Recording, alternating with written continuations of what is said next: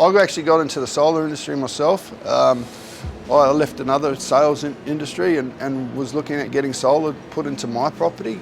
And so I went and did all the research, and I mean, I really did a lot of research, because solar is, when it's not working, time is money. And while your system's down and not working for 1, 2, 3 months, it's costing you possibly $9 to $10 a day. So why wouldn't you just invest in a better, high quality product? It's only really just a little bit more.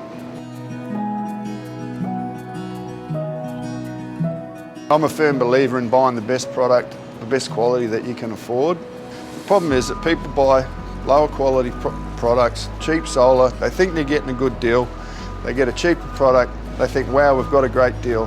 They go on the internet, they write a great raving review about the people that just installed their brand new solar system that's been running for 1 year.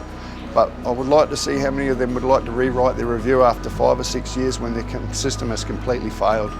I'm sure they'd have a different point of view then, when they've haven't got a leg to stand on as far as warranty, and they have to go and get a whole new complete system. I don't think they save any money at all in that respect.